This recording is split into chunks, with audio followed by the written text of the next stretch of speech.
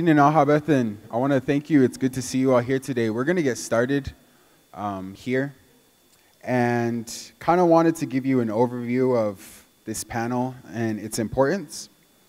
This is the traditional ecological knowledge panel, and unlike Western science, it's built on relationships. These relationships span hundreds, if not thousands of years. The skills, knowledge, and technologies that many indigenous people have obtained from living alongside nature is now being proven by Western science. We are in a cultural shift paradigm, and it is including co-management, traditional ecological knowledge, and indigenous stewardship rights being implemented in local, state, and federal resolutions, MOUs, and legislation. This panel will bring together indigenous people from the plains who have historical and contemporary connection to Wyoming. Each panelist is an indigenous environmentalist who has experience utilizing their distinct cultures and lifeways in implementing those cultures into the work that they do each and every day. This panel will showcase different tribal communities utilizing their teachings so that we can have that blended knowledge and search solutions for our future.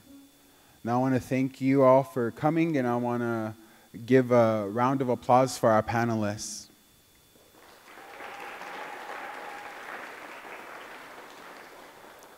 I'm going to give some short introductions for people. And we're going to start off with Jasilyn Charger. Jasilyn Charger is a land defender and water protector from the Cheyenne River Reservation in South Dakota. They are 26 years old and have been on the front lines of environmental fights for 9 years. They are a community organizer and are a co-founder of the 7th Vendor Grassroots Project, One Mind Youth Movement, and their main focus has been for advocating for LGBTQ rights, Native rights, and food and land sovereignty. So give a hand for Jasilyn Charger.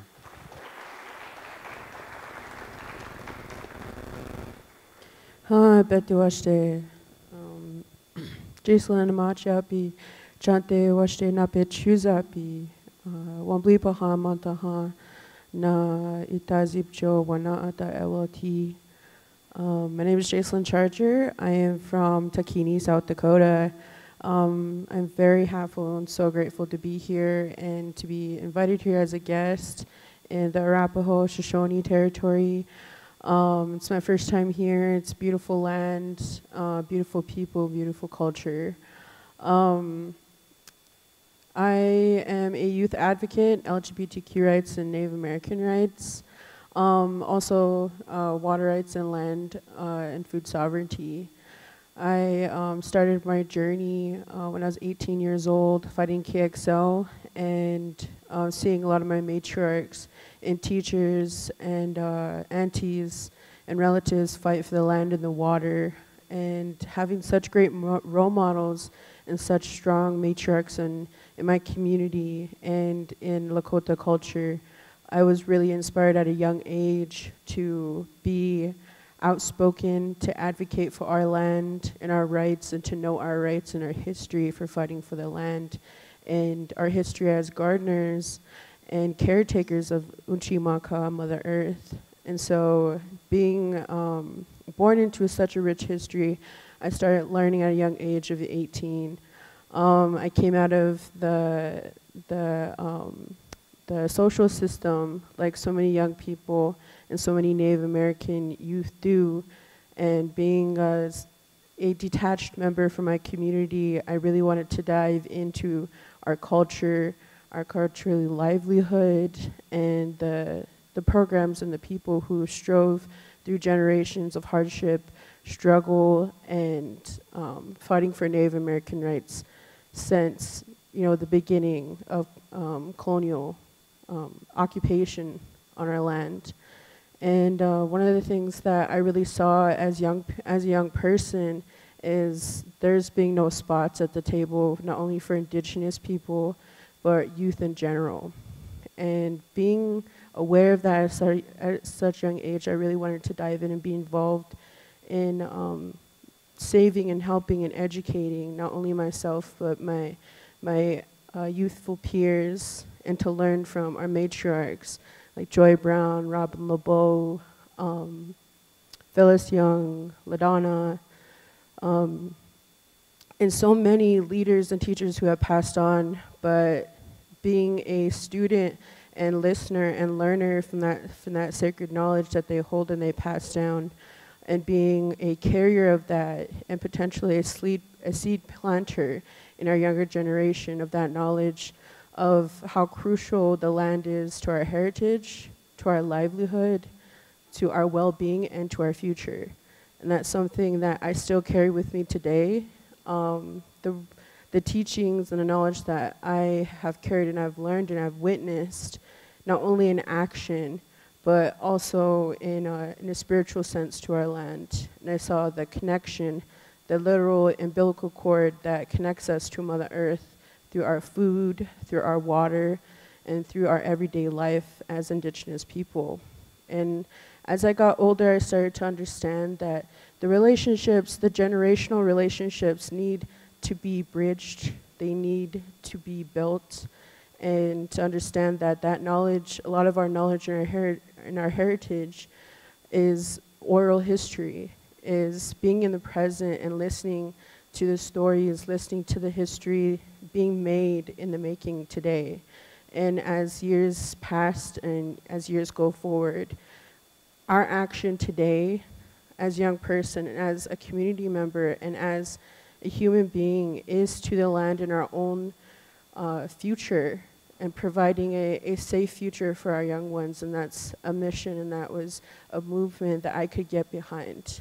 And I didn't know it at a young age, but it inspired me to try to be an advocate, a supporter, an unintentional leader of using my voice and making that space in my community in South Dakota, which led me to No Dapple and helping my other Oceti Sakowin relatives, my Great Sioux Nation relatives, as coming together and going back into our historical communities as the Oceti Sakowin, the 7 Council Fires, and restoring those relationships, those allyships, that it not only affects our relationships with each other, it affects our relationship with the land and how we fight for it and how we advocate for it.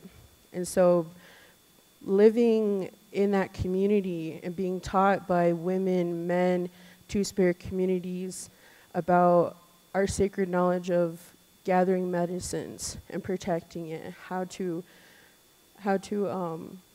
gather certain foods and hunt in ways that have been known to us for generations since time immemorial, and vocalizing that and learning that as a young person and carrying that knowledge on, because our knowledge only survives as long as the people hold it. And losing so many people to COVID, to different illnesses, diabetes, different illnesses that came over through our relationship with food, our relationship with the environment, climate emergencies, and that has caused an urgency for young people to stand up. And not only that, but as BIPOC people, as it became not only an Indigenous matter, it became a people's matter.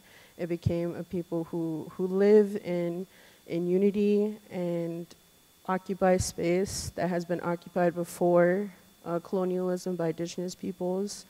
And so it inspired me to create the Seventh Offenders Grassroots Project on my own community, to aid in our youth who come out of the social systems, but also that creating and remending the family dynamic, the Indigenous family dynamic, how we're all related and we all need to come in unity together as a community to build our places, our homes, our sacred places, and not only that, but to protect our families and our women and our children, and to create good teachings to bring that forward to the future. And as my journey through that, I've learned, you know, how to create better relationships with people in my community and my relatives, and how to teach them about food sovereignty and eliminating food scarcity, a type of propaganda that America, consumerism, tries to feed to our people. But we never had issues with food scarcity because we always took care of our land, we always hunted, we always had those traditional teachings. But now in the food shortages that we're having, and infancy formula, and a lot of those things that are affecting rural areas, we are trying to teach our communities how food should not be capitalized on. It's a human right that every relative, no matter if they work or if they're homeless, everybody deserves clean water and clean food, no matter what the costs. And so what we have been doing as the Seventh Defenders, we do feeds on every major holiday that that America capitalizes on, and we feed our people for free to gather in a community, to create relationships, to create a dialogue with our people so we can understand and better know the needs of our people and our young people and what the support that they're looking for. And through my organization, we have created such lasting relationships, not only with our people, but with other organizations, Indigenous organizations who have similar ideals and similar goals in the future betterment of our community. And one of the things that we are continuously facing as landowners, as we support landowners, is the protection of our lands and the protection of our medicines. Because as we continue on through these next generations, we are losing so much knowledge that we need to hold and that we need to practice on. And so that's a little bit about me, and I want to pass it on to, I just want to thank you guys for being here today.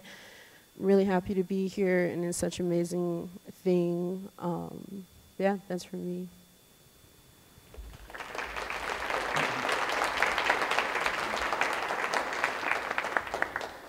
Our second panelist is Colleen. Colleen is an enrolled member of the Northern Arapaho tribe. She works to protect and restore Indigenous conservation priorities focused on water, buffalo restoration, treaty rights, and ancestral foods. Her background includes field research on native plant communities throughout the wide-ranging ecosystems of the Wind River Reservation. Colleen grew up in the community of Arapaho and earned degrees in rangeland ecology and watershed management and environmental and natural resources. So give a hand for Colleen.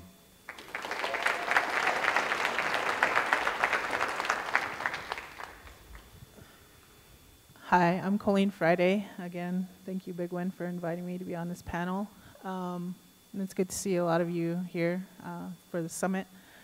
I am currently an organizer for the Greater Yellowstone Coalition at their Wind River office located here, or just outside of town at Fort Washakie, Wyoming. Our office is Indigenous, all Indigenous and Indigenous-led. So our priorities for our Wind River office is kind of based on our slogan, our mantra is Buffalo's power, water's life, and food is healing. So we have kind of four main priorities. Our first is buffalo restoration. And so we are assisting both of the tribes mainly through Jason Valdez, who's the Eastern Shoshone Buffalo Restoration Manager, our director. And if you're not familiar, the efforts that are being done are, the buffalo herds are between Johnstown, which is north of Ethity, and then to Morton Lake, which you pass when you go to Du Bois. So that whole area is kind of like where the buffalo is sort of being housed or in pastures, currently in pastures. And so Jason Valdez is the key person leading that effort, and we sort of assist him with anything he may need. And the significance of restoring the buffalo back to Wind River in larger population is that it is a keystone species, and it will like regenerate the range health of a lot of the landscape for our reservation lands. And so another aspect that we are kind of working on and sort of supporting is drafting a new resolution within our tribe game code from moving buffalo listed as livestock, which kind of lumps it in with cattle, which is not like the same. So we're trying to get that changed to wildlife, which will like open up a great wider range of management options for restoring the buffalo back to like a larger population here on the Wind River. Our second sort of priority is water-related issues to the Big Wind, mostly south of, downstream of the Diversion Dam. Again, a north part, you cross it when you go towards Du Bois. Drive near it, not cross it actually. So that is like significant, and so what we are looking into is figuring out how much water is being taken out of the Big Wind River and put into this larger canal, which is called the Wyoming Canal, and it sort of gives water to non-native irrigators. So we want to figure out that, and then also how much water is left downstream and what are those impacts. And sort of one of the species that we have identified as Cottonwood species and the forests along the Big Wind River, mainly because the depletion of water has resulted in a lot of die-off of forests, and that is reflected in elder conversations with elders who have remarked on just the depletion, and along with that is like food and medicinal plants that normally tribal members would go and gather. So we would like to restore that sort of ecosystem along the Wind River, again, downstream of Diversion Dam. The third priority is ancestral foods on the reservation. So one of the organizations that we work with, our groups, is the Restoring Shoshone Ancestral Foods Gathering Group.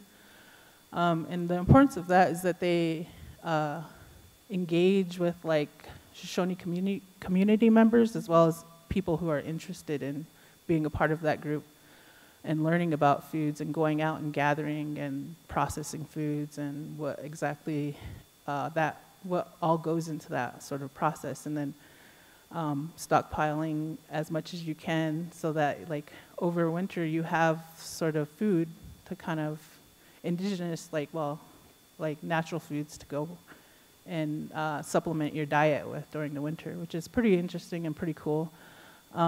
They also just share their knowledge freely and are very welcoming. So we really support them. And sort of another priority is the climate change and what are those impacts to our reservation communities and relatives, really. And exactly like for GYC, it's been a priority. However, like recently we've gotten more resources to put behind that sort of project and focus on some of these climate issues that the greater Yellowstone ecosystem is facing, as well as Wind River, the Wind River Reservation. Sort of all of these priorities have recently been addressed or put at like a put together in sort of a way through a gathering that I helped plan and organize with GYC and the tribes. It was called the Wind River Intertribal Gathering, and it was fairly large. About 250 people attended, so it was quite a mix of different people, like federal agencies, as well as community members and conservation organization personnel. And when I was sort of researching people to bring to this gathering, I prioritized people who had like indigenous ecological knowledge, who spoke from a place with an indigenous perspective and how they could convey that to these non-tribal, non-indigenous people in these sort of fields that were fairly like governmental, just like not into like sort of the indigenous or traditional ecological knowledge aspect, that their research and work is based on Western science.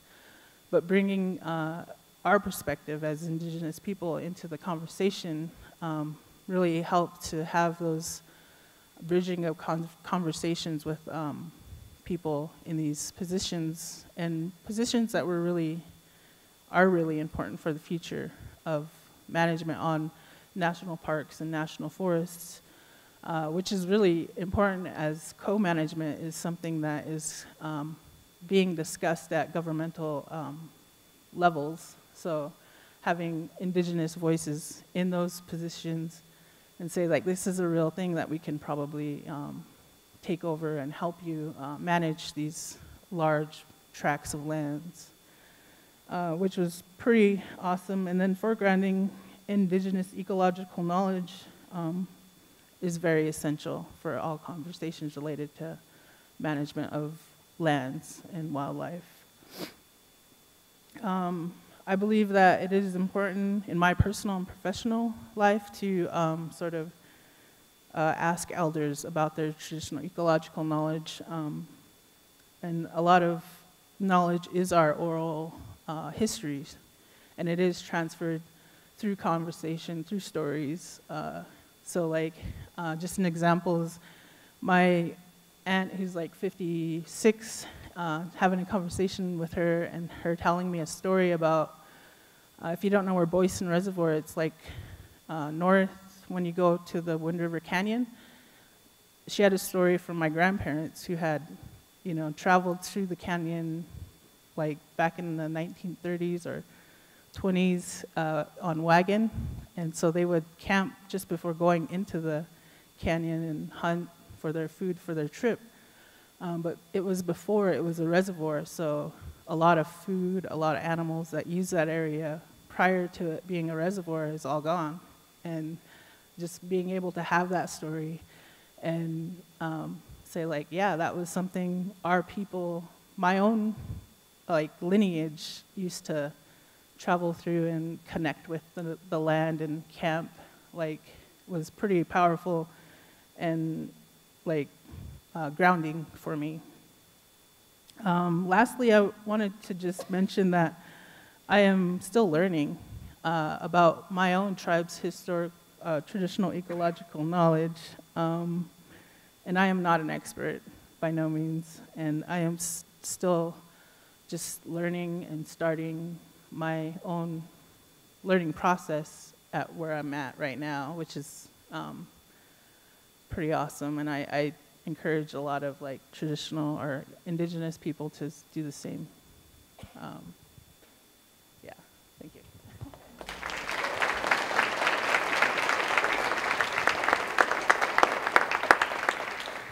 Thank you so much, Colleen. Our last panelist I want to bring up is Phillis Young. She's a member of the Board of Trustees for the National Museum of American Indians and served one term as a chair on their board. So was a member of the Standing Rock Tribal Council from 2012 to 2015. Was a coordinator of the Oceti Sakowin camp at Standing Rock from 2015 to 2018, and is also a co-founder of Women of All Relations. So can I get a round of applause for my hero, Phillis Young?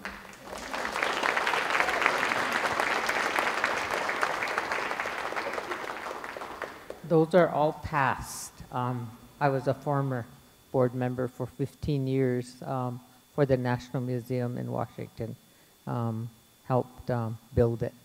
And also I was a co-founder of the Women of All Red Nations, which is the female arm of the American Indian movement in 1978, stepping up as a woman to create dialogue and communication on the issue of sterilization that was happening to Native women in this country. We were successful in getting the Congress to stop it, to prohibit it, to have moratorium. We testified at the Fourth Russell Tribunal in Holland at Free University to stop the sterilization of our people. We were successful. Long story short, Oceti Sakowin have the largest number of sterilizations, both men and women in this country. So that's, those are past. I'm former tribal council member. What I am presently is vice president of Ampetui, which is a 250 megawatt wind project, wind farm that we're building. So that's what I'm doing today. And then I would, Chante washte nape chuzapi. I offer you my hand with a good heart. Mini techio we himachapi. Na mini yuha naji we himachapi. I'm a woman who stands by the water, woman who loves the water. Those are my given names by my family and my people for my life struggle. Today I want to acknowledge my ancestors. Today is the 146th anniversary of the Little Bighorn at Montana. I wished I could be there, but Wyoming is good enough. Remembering them and thanking them for allowing me to be here today. If it wasn't for that, stopping the expansion to remove us to the southwest, we are here today in treaty territory. I welcome you to treaty territory in Wyoming, which is part of our 1868 treaty, along with our brothers and sisters, Arapahos and Northern Cheyenne. And so I came here, I wanted to come here because it was called Wind and River together, combination. I came here because I accepted 37 acres from a lady who inherited it in the state of Wyoming to help stop the progression of fossil fuel development. We have a major campaign in Lakota country for land back. We're talking about Mount Rushmore, about the Borglum grandchildren who are willing to promote turning back that to the grandfathers of our people. Harney Peak family has returned the name and the peak to the Blackout family, so that military name is no longer in the Black Hills. It is now Blackout Peak. It's our Mecca. It's a place of privilege, pilgrimage. Sorry, I really learned good English and I confuse the word sometimes. So I came for those reasons, for a treaty territory, and I wanted to acknowledge the women. Having stepped up and created a women's organization, I reference the Supreme Court case overturning Roe versus Wade. In our society, when Chief Footscrow asked the women to step up in Lakota society, only the women can speak about women issues.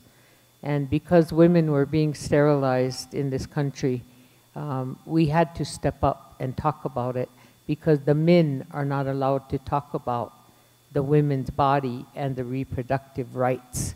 So to see all those non-Indian men be speckled and bald-headed in the Congress of the United States, and those white judges in their gowns, their dresses and wigs, as we say, making a decision on the reproductive rights of women is not acceptable. It's not recognized in our mind, our concept, our belief system, our traditional knowledge the man has no say. So I just want to explain to you that I am one who has mastered the American way. I have mastered the language and all of the academic and criteria and all of the fora, every group that America is all about. I've been a good American, the most patriotic family you would want to know.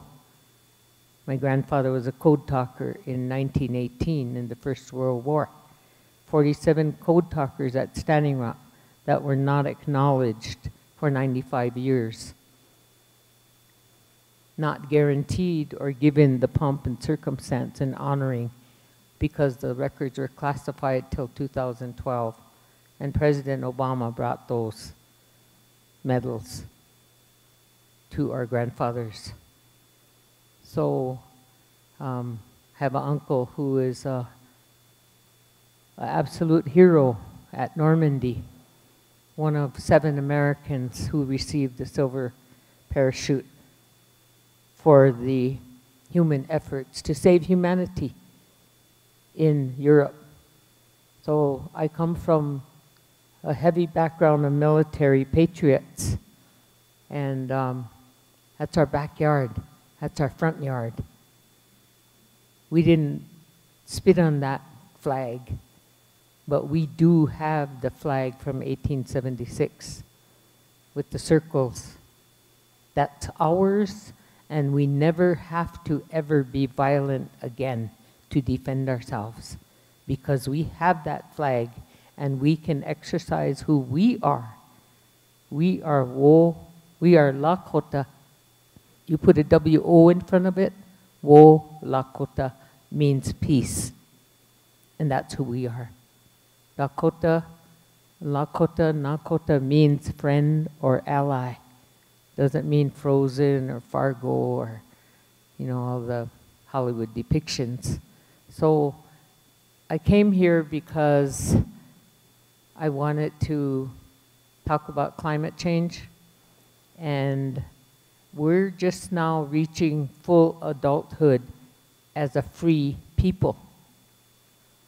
Our policies, our way of life, our belief systems, and our language was prohibited by United States government policy for 60 years, from 1910 till 1978.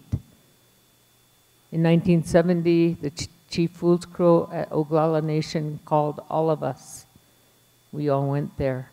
And he said it's time to make the Sundance sacred again, because it was with the circus, with the powwow, with the carnival, the rodeo, and all the good things they have fun with, and it was there as a tourist attraction. So we had to protest from 1970. We went on the Trail of Broken Treaties in 1972, marched on Washington with 20 points, demanding freedom of religion to take our spirituality back. Can you imagine teaching your children, you can't speak your language, you can't speak English? Can you imagine telling your children, you can't dance in public? You can't exercise, you cannot give your children their names, their rites of passage. I wasn't allowed that. I grew up a good American. I grew up patriotic, colonized, educated. I could speak the best English in the world, the most eloquent. I refused to speak some of that German, French, and those, you know, those really crafty words they use when they get angry. Talk about constitutional kings. Tell my children, you're not a constitutional king. You're a common person, and you'll live accordingly. So, sorry I'm so radical, but I'm an old lady, and I lived my life, and I struggle to be free. And it was a conspiracy to be free, to fight America in the most honorable way that we could, by testifying But you know, there were good Americans. I was associated with the best Americans that this country ever had to offer. I went to the Congress of the United States, and when you have diplomacy on a silver platter, you never want less. I'm a spoiled American. I've been told that by my brothers and sisters from South America. She likes that taxi cab. She likes that steak. Oh, she's a spoiled American. Oh, you bet I am. I learned from the best, and I was offered that diplomacy in my life. So I am really proud, and I have to own America. I have to claim it.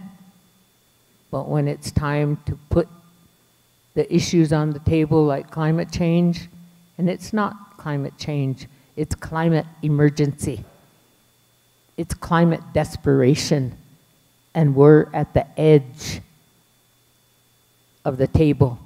We're on the edge of the flat world that we made it, and we have to change it, and we have to do it fast.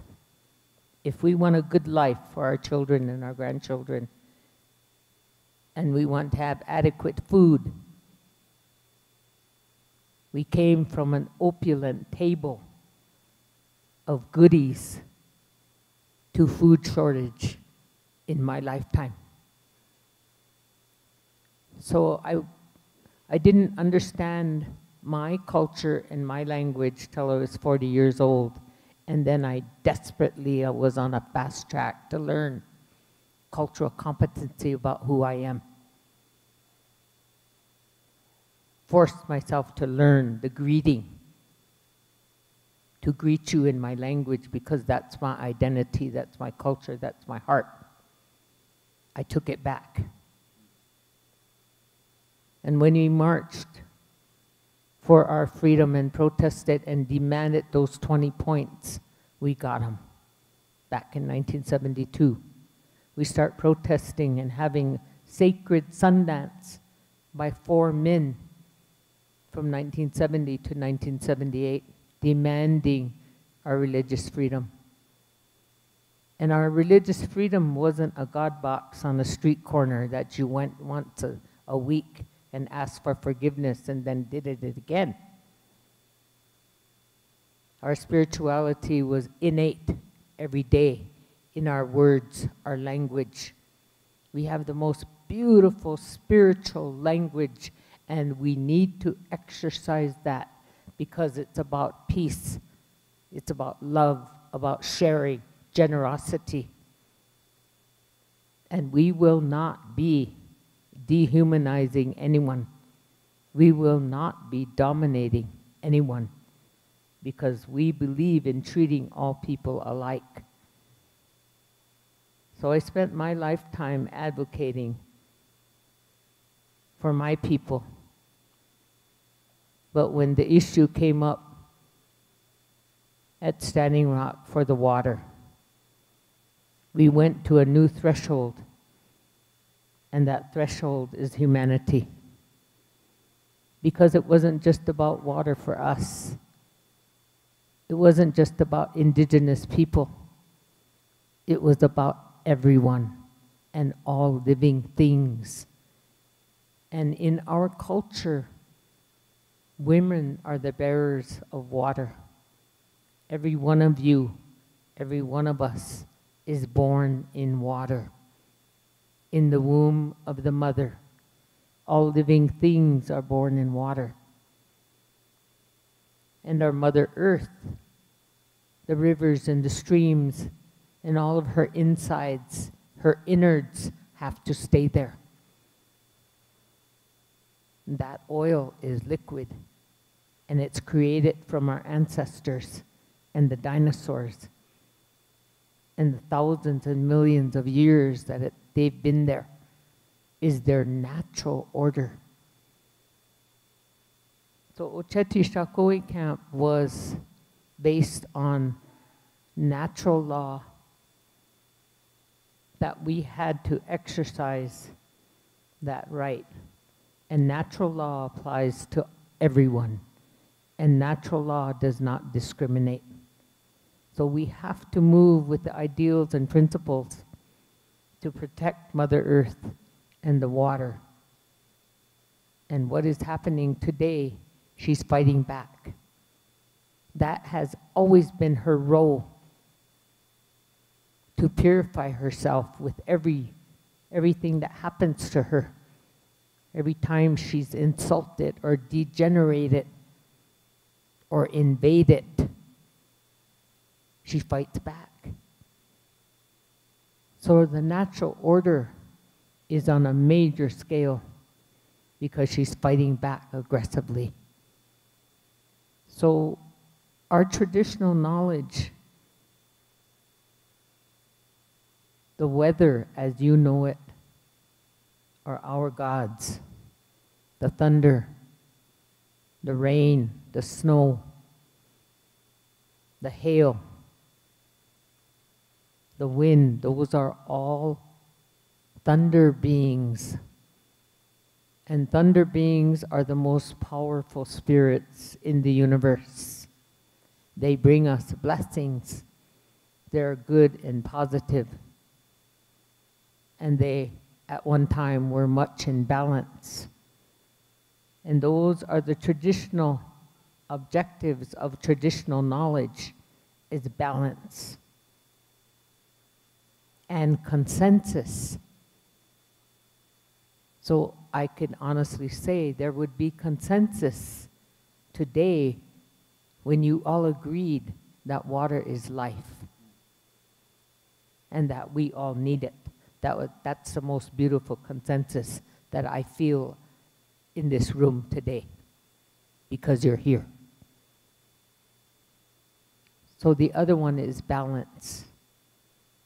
And I see the energy movement that we're developing on Standing Rock are those energies for solar. Our college for 60 years was geothermal. And I want to emphasize balance, but I'm going to leave the last energy, the energy that I'm talk about balance for the last. But I want to say that we incorporated the energy development before DAPL, because we live on 107 miles of shoreline of Shoshone, which is the Missouri River. There are 26 tribes from the headwaters of Montana to the tail in Nebraska, where it meets the Mississippi. We have lived there all of our lives. I drank the water when I was 5 years old, and we had the most beautiful paradise to have natural berries and natural fruits and natural foods of every kind you could think of. Simple diets, but vitamin rich, nutritious. And that was taken from us and flooded. And the dams were built. 6 dams were built in Oceti, Sakowin. So we're going to Congress on that one. But in the meantime, we're continuing our development for energy. So I am seated as the Vice President of Ampetui. We're organized under Section 13 in the Department of Interior as an economic venture. So we have solar for the college. We have green certificates for 2 elementary schools, and geothermal. We have a wind farm in Cannonball. We are building a 250 megawatt wind project. We have a major project for electric charging stations. We'll be going from Standing Rock to White Earth, Red Lake, Minnesota, a few hundred miles. We have a fleet of buses, and I'll be coming to Wyoming to see your people, your experts on the fleet of buses that we're going to do. We're I just met with the Dutch developers of the Green Rail, and we're planning a green rail. One wind tower will make enough energy for 98 miles, so we'll get down to the southern end of Standing Rock from the northern end. But we have an incredible development ongoing. We have a strategic plan to be to meet all of the demands by 2030, and we'll just aggressively move. So I have a whole book to tell you about a lot of things. We have cold fusion, which is controversy. We don't think that the United States is moving fast enough. They have not patented. All the countries in the world have patented it, and we need to find a balance for that energy as opposed to fission, which destroyed races of people. And so I'm real excited to be here. I can feel the energy of the people here. I thank you for the food you fed me.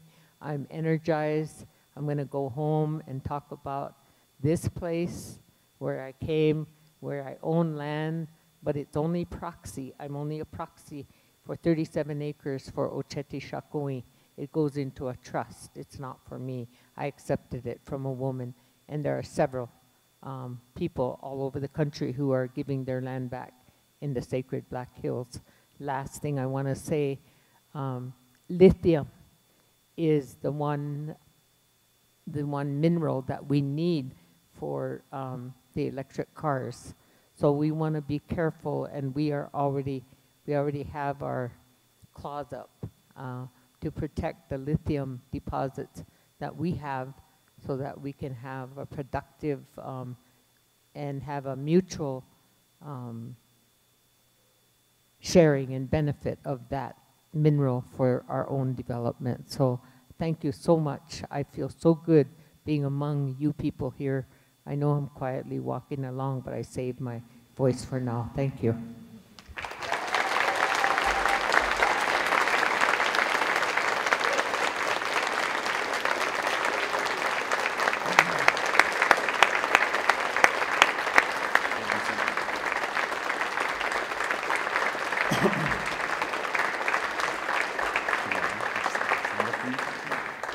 We have 3 questions. The first will start off with Colleen. We were discussing your work before, and you were just discussing about plant inventory, and I was wondering if you could give us more details of that process and why it's important to catalog that information. Thank you. So what Big Wind is referring to my thesis work in the Wind Rivers here on the Wind River Reservation. So my thesis project was going into St. Lawrence Basin, which is like 8,000 feet. So it's a high elevation basin, and Paradise Basin, which is 9,000 feet.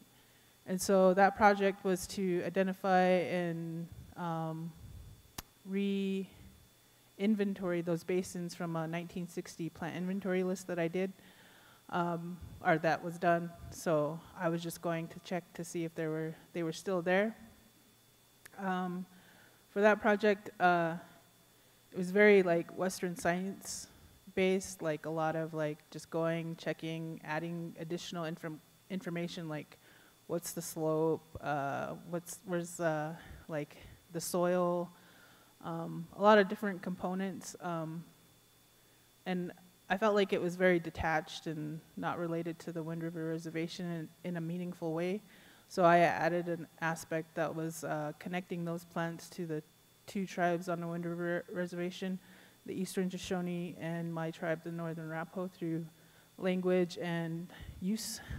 So a lot of those plants were, I did find majority of those plants. However, some of them like sweetgrass or Indian paintbrush, I did not come across in my work, and mainly because the St. Lawrence Basin is permitted for livestock grazing, so a lot of cows like to eat sweetgrass, and so a lot of that could have just been wiped out through the use of cattle in that basin. Indian paintbrush, I did find one, but it wasn't within my research randomization of points. But I did find it, which was interesting. It was in the forest versus out like where I was is more in like the open areas, like the sagebrush or the grass.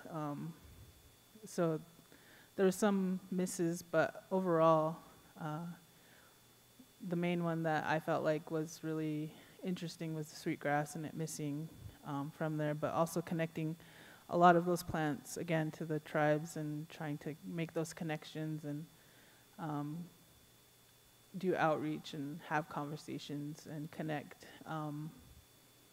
the tribal communities to the land, to the mountains, again, with like place.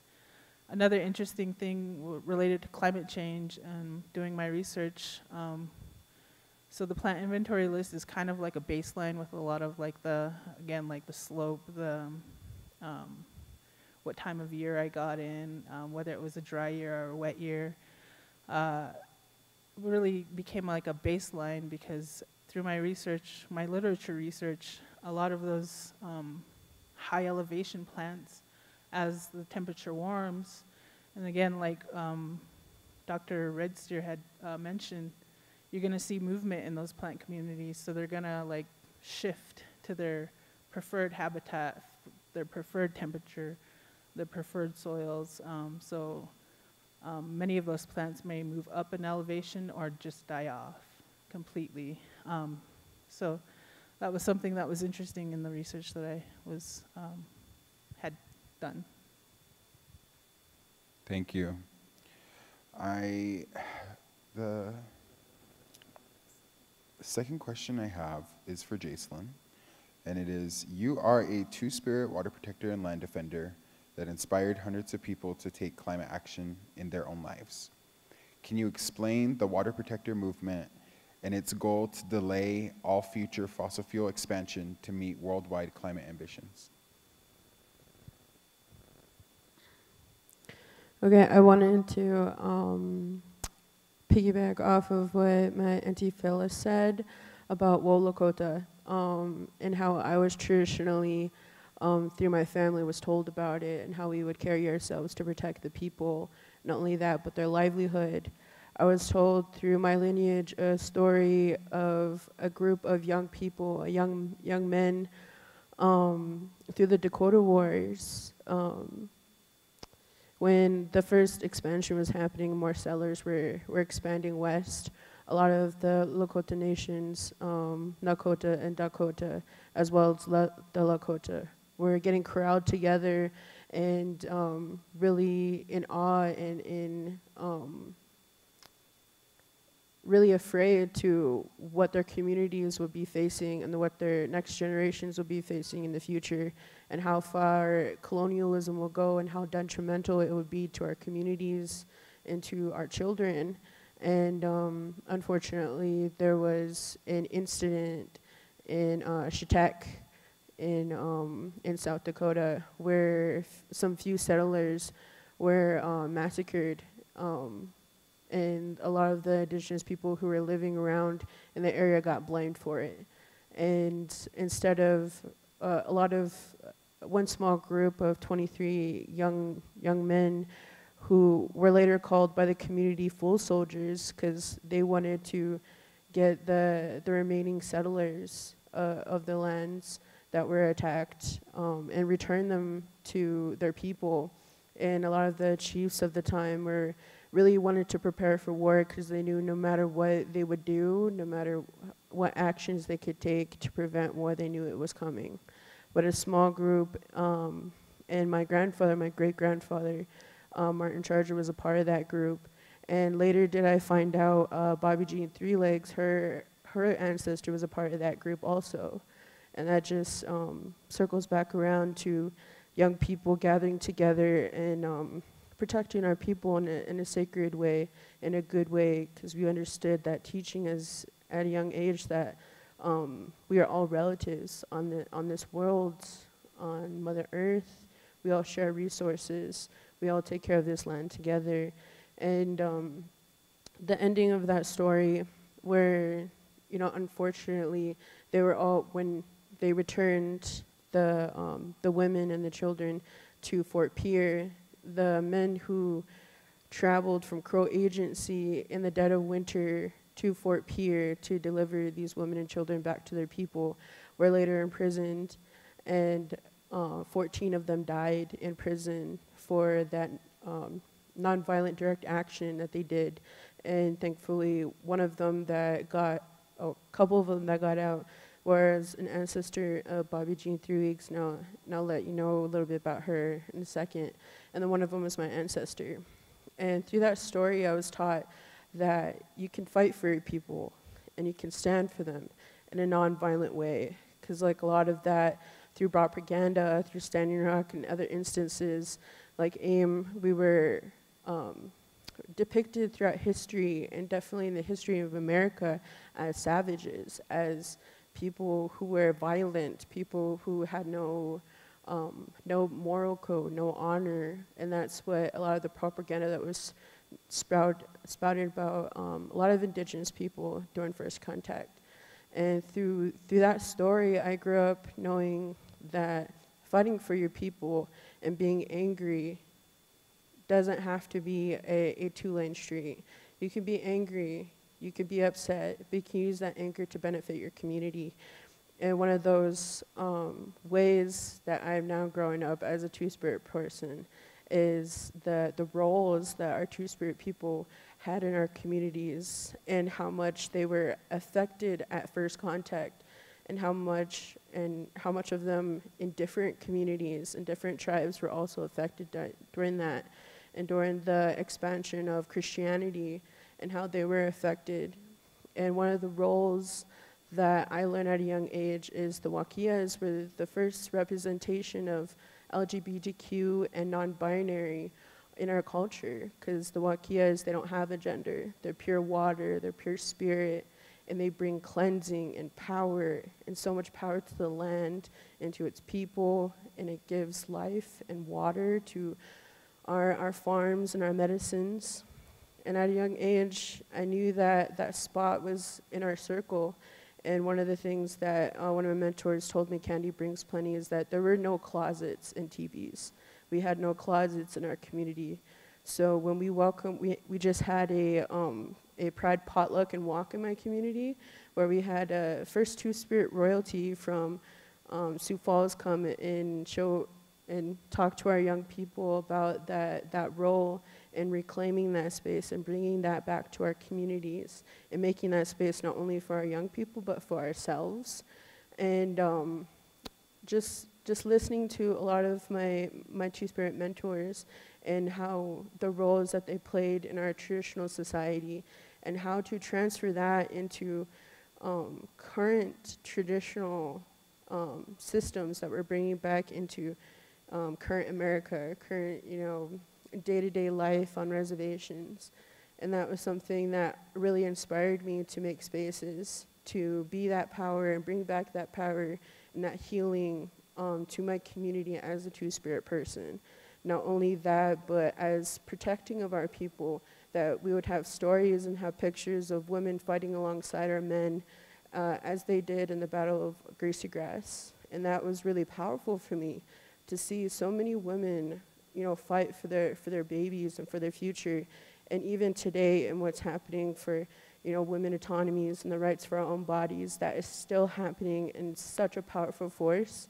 In these ways and how we organize and we show up and we fight for our land and our water and in our own bodies has been in our culture and embedded into our spirit so much that every time the call is put out in Indigenous communities, people show up, and it's a pull. It's part of the energy that we have in our bodies. Like my Auntie Phillis said, we all have water in our bodies. We all have that first sacred medicine, and that pulls us. It urges us, and it motivates us to take action, because our bodies unknowingly know that we need it to survive. And that is something that is not a it's not an accessory. One of my friends said, it's not an accessory that it is now treated as, but it's a necessity of life. We need it to grow, we need it to evolve, we need it to, survive in a society. And one of the ways that I've constantly urged, not only young people, but to take action on our front lines. And recently I just got on probation for fighting the KXL pipeline in my community, like so many other women before me have done, and using it in a non-violent way, and using our bodies, using our times, using our art, using our music and our culture to bring to light a lot of these issues that happen in rural communities that get taken advantage by and get bullied by companies like TC Energy, like No Adaptation, and like the pipeline that's happening here in Wind River.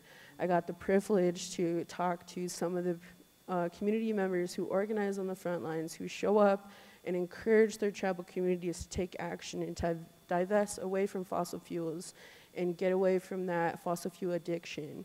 And that's something that we constantly fight on our reservation as well.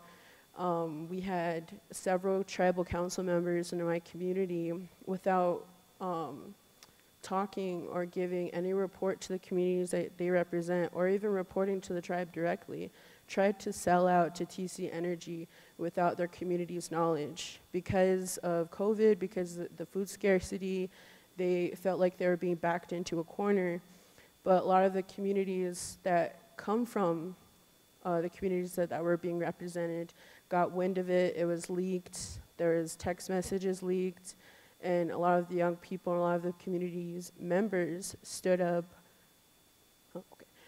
Stood up, and we got 4 of the 6 council members removed for tribal council because we held them accountable that the pledge that they take to protect the forefront and the future of the communities they represent is important, and to hold them accountable because as responsible members and as representatives to their communities. And those are just a few ways that I've been involved in my community and active on the front lines to fight climate change and to make sure to bring forward the traditional knowledge of, fighting for that, and to be a good relative to all my my relatives. All right, that's all I gotta say. Dakiasi. Yeah, thank you all. We are over time, but we have one last question that's going to take really short. We had a conversation about how women are at the forefront of every movement and have been and will continuously be. Can you speak about the importance of Indigenous women at the forefront of these front lines? So, the linear age of man is over. And that means that all the hierarchy, the technology, the methodologies, the organizational structure is no longer. And added by COVID, we desperately need young people to be free thinkers with new ideas and digital democracy, I call the new technology that we're developing. And so with us, wind of the thunder beings that are gods, that are universal, and they do what they want. Wind is the female of the thunder beings. And she is mischievous, and she listens to no man. She does not discriminate, but she is the circle for the thunder beings. And that circle has no end. And so our belief is that there's no end of the world. There's no end. Do not let anyone tell you, young people, that you only have a future, Tokata. You have a future to build on. Rome was not built. Rome was built on an idea. With the linear age of man that is gone, you have free thinking to make new ideas, to create beautiful, balanced projects, technology with consensus, so that we have a free society for all of humanity. Thank you.